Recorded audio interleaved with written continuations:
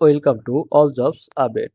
চাকরি প্রত্যাশিত সকল ভাই এবং বোনেরা, আশা করি আপনারা সকলেই ভালো আছেন। তো আপনারা দেখতেই পাচ্ছেন 27 অক্টোবর 2025 তারিখে পরিবেশ অধিদপ্তর থেকে নতুন একটি নিয়োগ বিজ্ঞপ্তি প্রকাশ হয়েছে। তা বলাই চলে এটা বিশাল একটি নিয়োগ বিজ্ঞপ্তি, কারণ মাত্র 16টি পদে 188 জনকে এখানে নিয়োগ দেওয়া হবে। দেখেন, এখানে আপনারা যারা আছে জুনিয়র স্কুল সার্টিফিকেট বা জেএসসি পাস আছেন, তারাও এখানে আবেদন করতে পারবেন। জিএসসি, এসএসসি, এইচএসসি এবং অনার্স পাস সকলে এখানে আবেদন করতে পারবেন।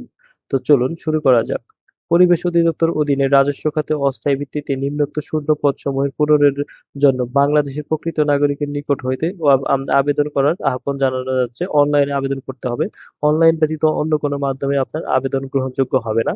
পদের নাম, বয়সসীমা, শিক্ষাগত যোগ্যতা, বেতন স্কেল ও অন্যান্য শর্তাবলীগুলো কি কি থাকবে চলুন জেনে নেওয়া যাক। হিসাব রক্ষক, এখানে মোট 13টি শূন্যপদ রয়েছে। কোনো স্বীকৃত বিশ্ববিদ্যালয় হতে বাণিজ্য বিভাগে ন্যূনতম দ্বিতীয় শ্রেণী বা সমমানের স্নাতক বা সমমানের ডিগ্রি থাকতে হবে। কম্পিউটারে এমএস অফিস এবং এমএস এক্সেলের কাজের সনদ থাকতে হবে। সার্টিফিকার কাম কম্পিউটার অপারেটর, এখানে মোট 11টি শূন্যপদ রয়েছে।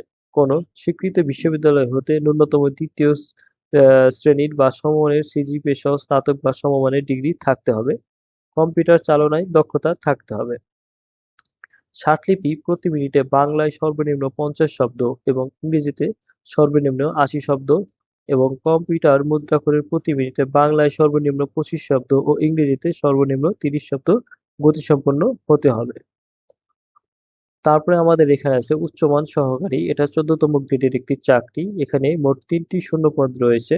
শিক্ষাগত যোগ্যতা হলো কোনো স্বীকৃত বিশ্ববিদ্যালয় হতে ন্যূনতম তৃতীয় বিভাগ বা সমমানের সিজিপিএ সহ স্নাতক বা সমমানের ডিগ্রি থাকতে হবে। কম্পিউটার চালনায় দক্ষতা হতে হবে। কম্পিউটার মুদ্রাক্ষরে প্রতি মিনিটে বাংলায় সর্বনিম্ন 25 শব্দ ও ইংরেজিতে সর্বনিম্ন 30 শব্দের গতিসম্পন্ন হতে হবে।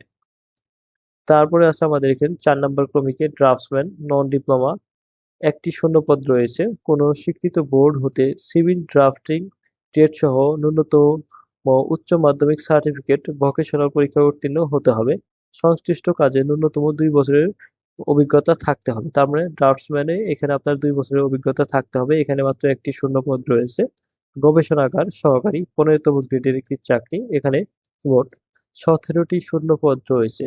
কোনো স্বীকৃত বোর্ড হতে ন্যূনতম দ্বিতীয় বিভাগ বা সমমানের সিজিপিএ সহ বিজ্ঞান বিভাগে উচ্চ মাধ্যমিক স্কুল সার্টিফিকেট বা সমমান পরীক্ষায় উত্তীর্ণ হতে হবে। মানে আপনার এইচএসসি পাস, যদি আপনি বিজ্ঞান বিভাগ থেকে যদি এইচএসসি পাস করে থাকেন তাহলে এখানে আপনি আবেদন করতে পারবেন। তাছাড়া এখানে অন্য কোনো বিভাগ থেকে আপনি আবেদন করতে পারবেন না। এখানে আছে 6 নম্বর ক্রমিকে ডাটা এন্ট্রি অপারেটর, এখানে 33টি শূন্যপদ রয়েছে।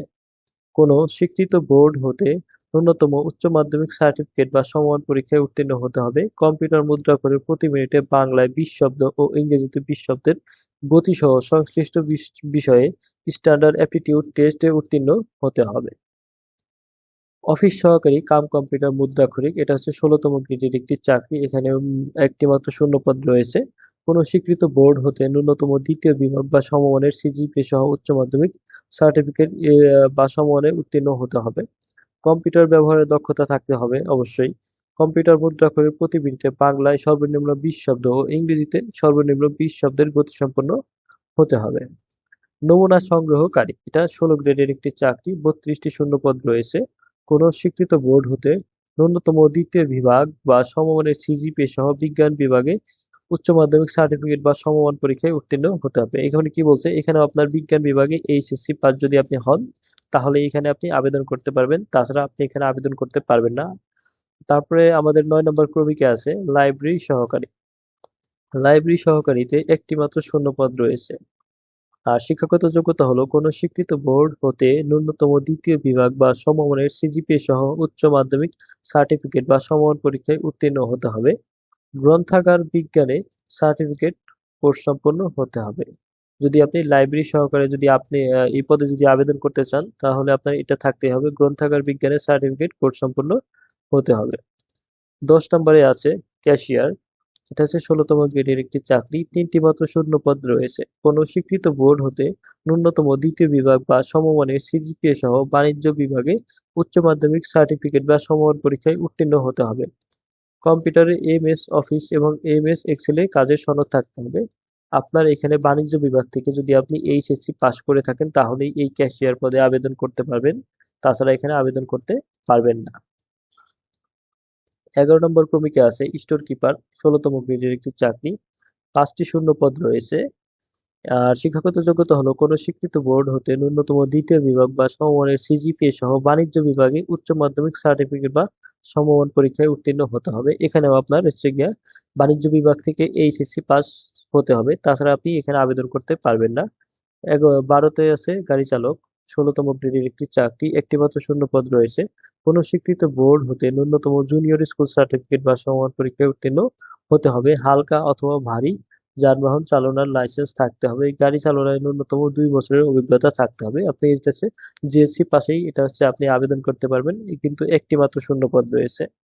তারপর আছে প্রসেস সার্ভার, 2টি শূন্যপদ রয়েছে। কোনো স্বীকৃত বোর্ড হতে ন্যূনতম মাধ্যমিক স্কুল সার্টিফিকেট বা সমমান পরীক্ষায় উত্তীর্ণ, মানে এসএসসি পরীক্ষায় যদি আপনি উত্তীর্ণ হন তাহলে এখানে আপনি আবেদন করতে পারবেন। ক্যাশ সরকার, একটি মাত্র শূন্যপদ রয়েছে। এটা হচ্ছে 19তম গ্রেডের একটি চাকরি। কোনো স্বীকৃত বোর্ড হতে ন্যূনতম মাধ্যমিক স্কুল সার্টিফিকেট বা সমমান পরীক্ষায় উত্তীর্ণ হতে হবে। ল্যাব অ্যাটেন্ডেন্ট, এটা 16টি, এখানে 16টি শূন্যপদ রয়েছে। 19তম গ্রেডের চাকরি। কোনো স্বীকৃত বোর্ড হতে বিজ্ঞান বিভাগে ন্যূনতম মাধ্যমিক স্কুল সার্টিফিকেট বা সমমান পরীক্ষায় উত্তীর্ণ হতে হবে। আপনার হচ্ছে গিয়া বিজ্ঞান বিভাগে এসএসসি পাস হতে হবে, তাছাড়া এখানে আপনি আবেদন করতে পারবেন না। অফিস সহায়ক হচ্ছে 20তম গ্রেডের একটি চাকরি। বেতন স্কেল হচ্ছে 8,250 থেকে 20,010 টাকা। এখানে 48টি শূন্যপদ রয়েছে। 48টি শূন্যপদ রয়েছে। শিক্ষাগত যোগ্যতা হলো কোনো স্বীকৃত বোর্ড হতে ন্যূনতম মাধ্যমিক স্কুল সার্টিফিকেট বা সমমান পরীক্ষায় উত্তীর্ণ হতে হবে। তার মানে এখানে আপনার এসএসসি পাস হতে হবে, তাহলে এখানে আপনি আবেদন করতে পারবেন। তাছাড়া এখানে রয়েছে 1/10/2025 তারিখে বয়সসীমা 18 থেকে 32 বছরের মধ্যে হতে হবে। বর্ণিত ছকের 2, 3 ও 7 ক্রমিকের উল্লেখিত স্বাক্ষরলিপি কাম কম্পিউটার অপারেটর, উচ্চমান সহকারী এবং অফিস সহকারী কাম কম্পিউটার মুদ্রাক্ষরিক পদের বিভাগীয় প্রার্থীদের ক্ষেত্রে বয়সসীমা 40 বছর পর্যন্ত শিথিলযোগ্য। এখন আপনি এখানে বলতেছেন, এই যে এটা দেখেন, আপনার হচ্ছে গিয়া 40 বছর পর্যন্ত বিভাগীয় প্রার্থীদের আপনি কিভাবে বুঝবেন? এই যে পরিবেশ অধিদপ্তরের ন্যূনতম 2 বছরের স্থায়ী বা অস্থায়ী চাকরিরত কর্মচারীগণ বিভাগীয় প্রার্থী হিসেবে আবেদন করতে পারবেন এবং আবেদন পূরণের সময় ডিপার্টমেন্টাল ক্যান্ডিডেট এর ঘরে টিক চিহ্ন দিয়ে দিতে হবে।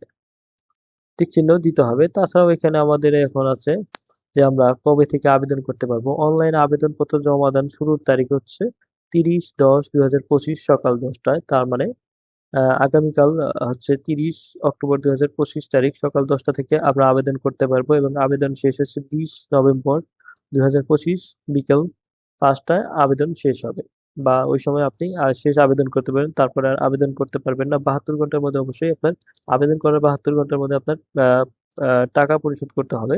ছবি লাগবে 300x300 পিক্সেল এবং স্বাক্ষর লাগবে 300x80 পিক্সেল। ছবির সাইজ হবে 100 কেবি এবং স্বাক্ষরের সাইজ হবে 60 কেবি। এখানে আবেদন করার জন্য কোন পদের জন্য কত টাকা লাগবে চলুন। ক্রমিক নং 1 এ উল্লিখিত পদের জন্য পরীক্ষা ফি বাবদ 150 টাকা এবং চার্জ বাবদ হচ্ছে 18 টাকা, মোট হচ্ছে 168 টাকা। তারপরে আছে 2 থেকে 12 নং উল্লিখিত পদের জন্য 100 টাকা এবং চার্জ বাবদ হচ্ছে গিয়া 12 টাকা, মোট 112 টাকা পরিশোধ করতে হবে 2 থেকে 12 নং ক্রমিকের জন্য। তারপরে আছে ক্রমিক নং 13 থেকে 16 উল্লিখিত পদের জন্য পরীক্ষা ফি বাবদ মোট হচ্ছে 56 টাকা পরিশোধ করতে হবে।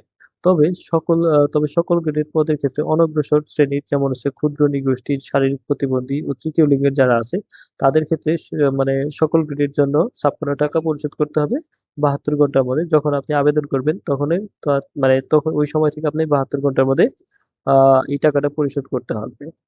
এই ছিল আজকে আমাদের আলোচনা। যদি আমার ভিডিওটি আপনার ভালো লাগে তাহলে একটি সাবস্ক্রাইব করবেন, লাইক করবেন, আর কোনো কিছু জানার থাকলে অবশ্যই কমেন্ট করবেন। ধন্যবাদ।